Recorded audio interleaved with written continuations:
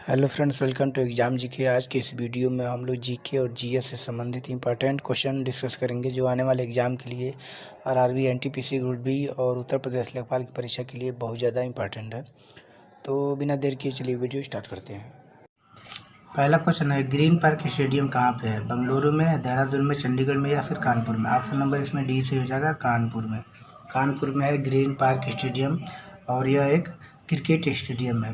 उसके बाद एक और क्वेश्चन आता है स्टेडियम से ही, फिरोज शाह कोटला स्टेडियम, तो ये है दिल्ली में और इसका नाम इस समय वर्तमान में चेंज कर दिया गया है। इसका नाम रखा गया है अरुण जेटली स्टेडियम। ठीक है। उसके बाद एक और क्वेश्चन पूछता है, कीनन स्टेडियम कहाँ पे है? तो कीनन स्टेडियम है जमशेदपुर में। ठीक है। उसके बाद बात आई है कानपुर की, तो कानपुर के बारे में जान लेते हैं। भारतीय चीनी तकनीकी ये सेंटर है कानपुर में। उसके बाद भारतीय दलहन शोध संस्थान भी है कानपुर में। इसके साथ बात आई है देहरादून की, तो देहरादून के बारे में भी जान लेते हैं। भारतीय पेट्रोलियम संस्थान है देहरादून में और केंद्रीय वन अनुसंधान केंद्र भी है देहरादून में। ठीक है।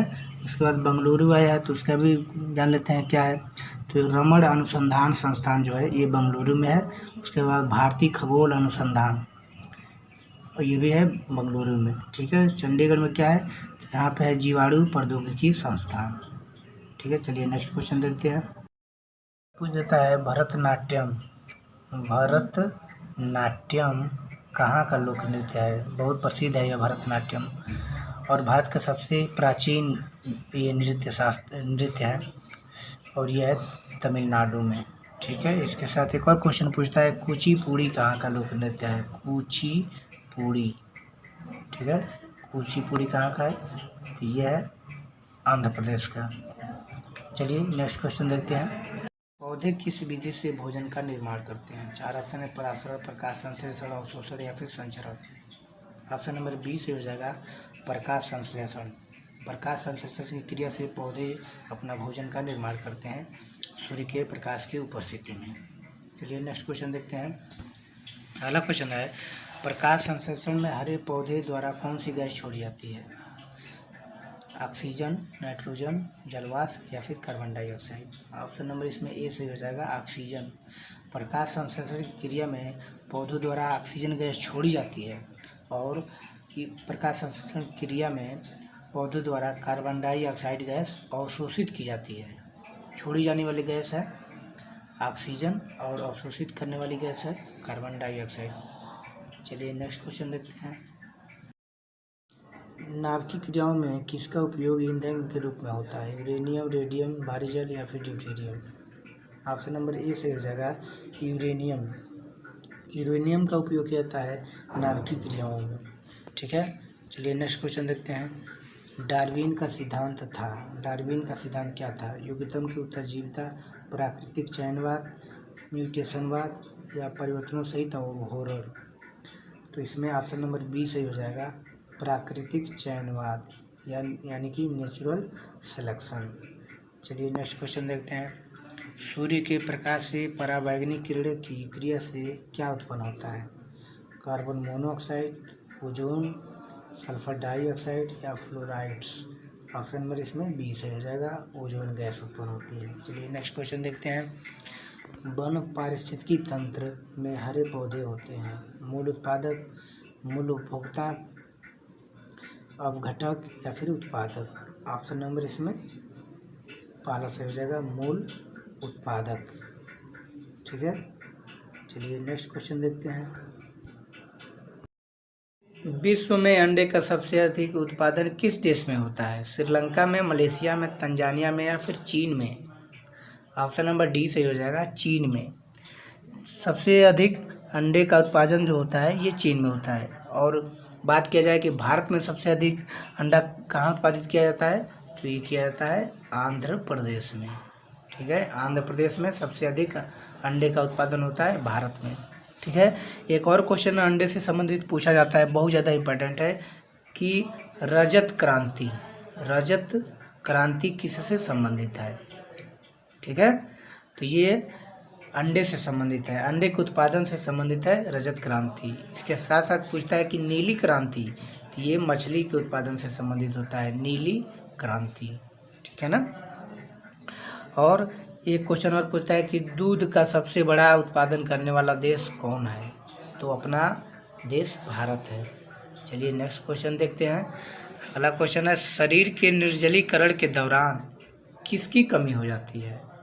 ठीक है, यानी कि जब उल्टी और दस्त ज़्यादा होता है तब शरीर में डिहाइड्रेशन यानी कि निर्जलीकरण हो जाता है। Sodium chloride, potassium chloride, RBC या फिर डब्ल्यूबीसी। ऑप्शन नंबर इसमें ए सही हो जाएगा, सोडियम क्लोराइड। निर्जलीकरण के दौरान शरीर में सोडियम क्लोराइड यानी कि NaCl की कमी हो जाती है। चलिए नेक्स्ट क्वेश्चन देखते हैं। यदि मूत्र में एल्ब्यूमिन आ रहा हो तो उस व्यक्ति को कौन सा अंग बुरी तरह प्रभावित हो सकता है? अगर आपके पेशाब में एल्ब्यूमिन आ रहा है तो शरीर का कौन सा अंग प्रभावित हो जाएगा? यकृत, हृदय, प्लिया या फिर वृक्क। ऑप्शन नंबर इसमें डी से हो जाएगा, वृक्क, जिसको कहा जाता है किडनी। अगर किसी व्यक्ति के मूत्र में एल्ब्यूमिन पदार्थ आ रहा है तो उसकी किडनी खराब हो सकती है। ठीक है, उसके बाद से किडनी का काम क्या है? तो ये क्या करता है, इसका काम होता है रक्त को में जो प्लाज्मा होता है उसको छान कर शुद्ध करना। ठीक है, रक्त को शुद्ध करता है। इसके साथ साथ एक और क्वेश्चन पूछता है कि पेशाब में जो पीला वर्णक आता है, पीलापन जो आता है वो किसकी वजह से आता है? तो उसका नाम होता है यूरोक्रोम। ठीक है, यूरोक्रोम की वजह से पेशाब कभी कभी पीला आने लगता है। चलिए नेक्स्ट क्वेश्चन देखते हैं। राजीव गांधी अंतर्राष्ट्रीय विमानपत्तन कहाँ स्थित है? चार ऑप्शन है, जम्मू कश्मीर, नई दिल्ली, बंगलुरु या फिर हैदराबाद। ऑप्शन नंबर इसमें डी से हो जाएगा, हैदराबाद। ठीक है, तेलंगाना की राजधानी हैदराबाद। हैदराबाद मूसा नदी के किनारे स्थित है, मूसी नदी किनारे, और यहाँ पर है राजीव गांधी अंतर्राष्ट्रीय विमानपत्तन। ठीक है, हैदराबाद से भी कई क्वेश्चन पूछ देता है। जैसे पूछता है कि राष्ट्रीय भूभौतिकी अनुसंधान संस्थान कहाँ पे है? तो ये भी है हैदराबाद में। उसके साथ पूछता है कोशिका तथा आणविक जीव विज्ञान केंद्र कहाँ पर है? तो ये भी है हैदराबाद में। इसके साथ पूछता है कि DNA फिंगर प्रिंटिंग सेंटर कहाँ पे है? DNA फिंगर प्रिंटिंग सेंटर कहाँ पे है? तो ये है हैदराबाद में। चलिए नेक्स्ट क्वेश्चन देखते हैं। तमिलनाडु में सर्वाधिक लोकप्रिय त्यौहार कौन सा है? चार ऑप्शन है, ओणम, बिहू, पोंगल या फिर गुड़ी पड़वा। ऑप्शन नंबर इसमें सी से हो जाएगा, पोंगल। पोंगल जो है ये तमिलनाडु का लोकप्रिय त्यौहार है। ठीक है, ओणम जो होता है ये केरल का है, बिहू जो होता है ये असम का होता है। इसके साथ एक और इम्पॉर्टेंट क्वेश्चन पूछता है कि यक्षगान कहाँ का लोक नृत्य है? ठीक है, तो ये है कर्नाटक का। और उसके साथ पूछता है कि सरहुल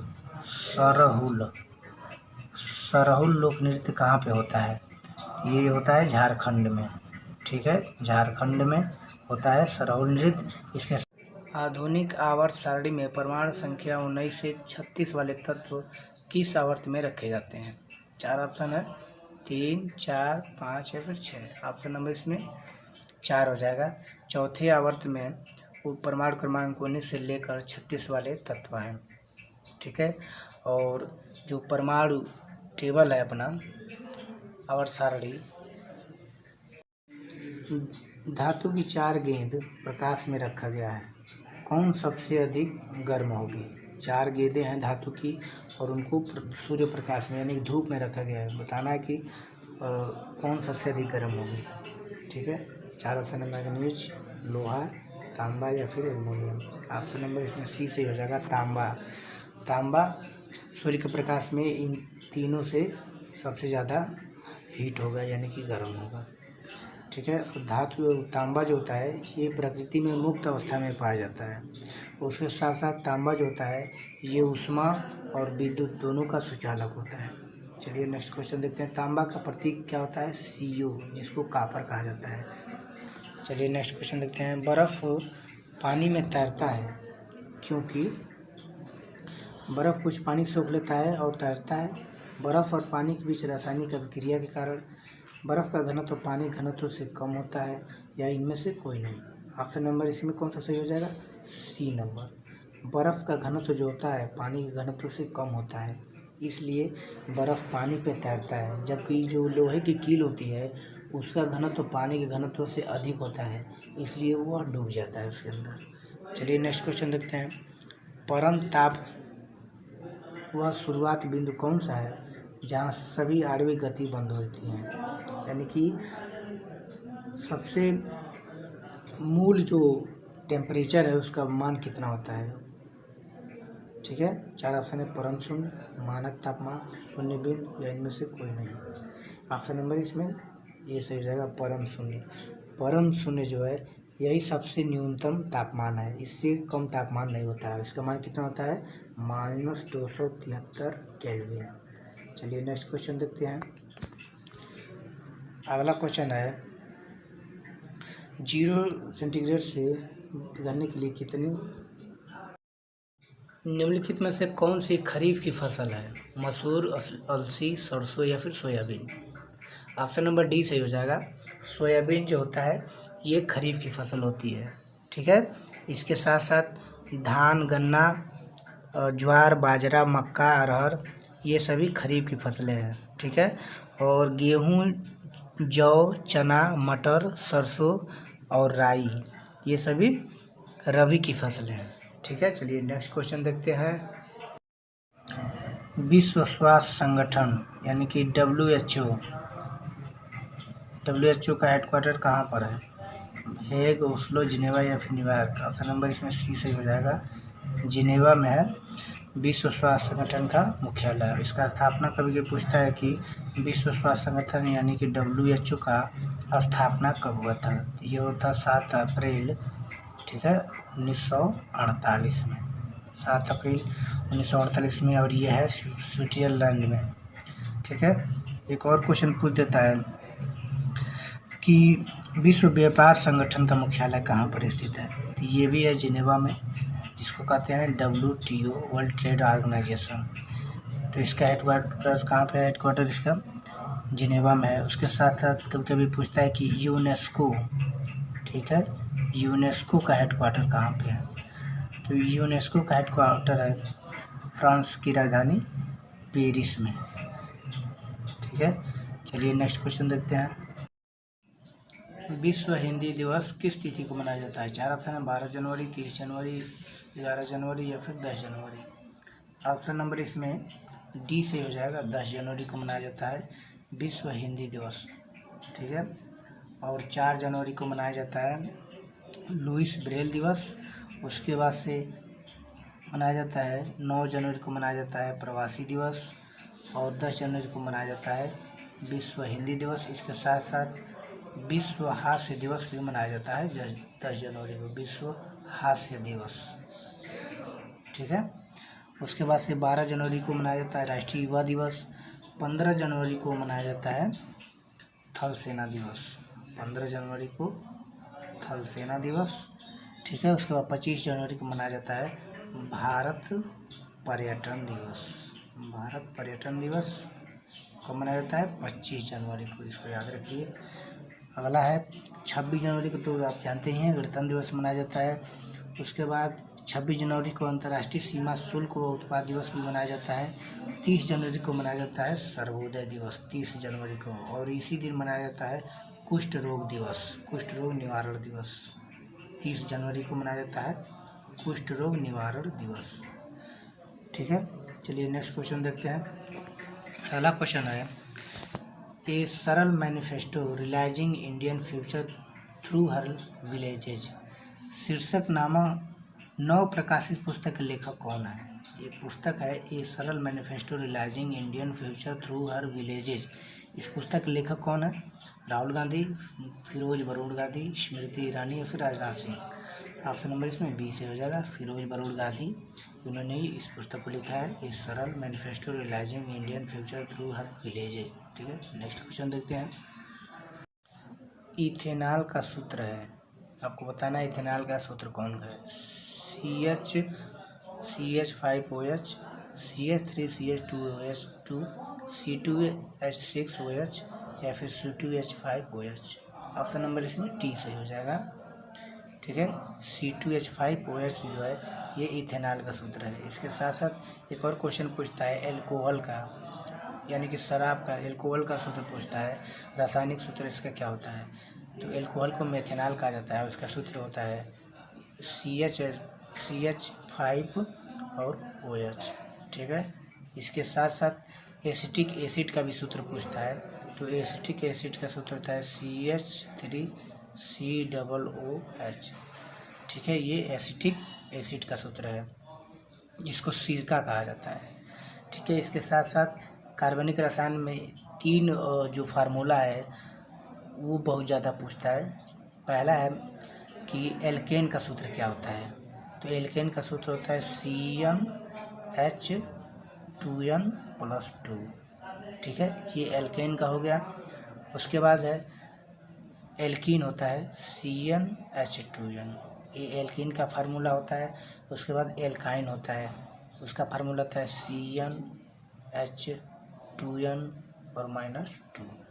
ठीक है, जैसे IUPAC नाम जब लिखा जाता है कार्बनिक रसायन में तत्वों का, तो उसमें इसका प्रयोग किया जाता है एल्केन का, एल्कीन का और एल्काइन का। तो एल्केन का सूत्र क्या होता है, एक बार और लिख दे रहा हूँ, CnH2n और +2। उसके बाद एल्कीन का होता है CnH2n और एल्काइन का होता है CnH2n-2। चलिए नेक्स्ट क्वेश्चन देखते हैं। क्लोरोफिल प्रकाश के किन अवयवों को अवशोषित कर लेता है। बैगनी तथा लाल, इंडिगो तथा ऑरेंज, नीला तथा लाल या फिर बैगनी तथा पीला। ऑप्शन नंबर इसमें सी सही हो जाएगा। नीला और लाल रंग को प्रकाश संश्लेषण क्रिया में अवशोषित कर लिया जाता है। ठीक है, और क्लोरोफिल जो होता है ये पत्तियों में हरे रंग का वर्णक होता है, यानी कि पत्तियों का जो हरा रंग होता है, हरा रंग वो किस वजह से होता है, ये होता है क्लोरोफिल की वजह से। जैसे ब्लड जो होता है वो लाल रंग का होता है ब्लड, तो उसमें क्या होता है, हीमोग्लोबिन की वजह से लाल होता है। उसी तरह से पत्तियों का रंग हरा क्यों होता है, वो होता है क्लोरोफिल की वजह से। ठीक है, उसके बाद क्लोरोफिल प्रकाश में बैगनी, नीला तथा लाल रंग को ग्रहण कर लेता है, यानी कि प्रकाश संश्लेषण क्रिया जब होती है तो प्रकाश में 7 रंग होते हैं, तो उसमें से बैगनी, नीला और लाल रंग को क्लोरोफिल अवशोषित कर लेता है और बाकी रंगों को परावर्तित कर देता है। ठीक है, उसके बाद एक और क्वेश्चन पूछता है कि किस रंग के प्रकाश में प्रकाश संश्लेषण क्रिया सबसे तेज होती है। तो लाल रंग के प्रकाश में प्रकाश संश्लेषण क्रिया जो होती है वो बड़ी तेज होती है। चलिए नेक्स्ट क्वेश्चन देखते हैं।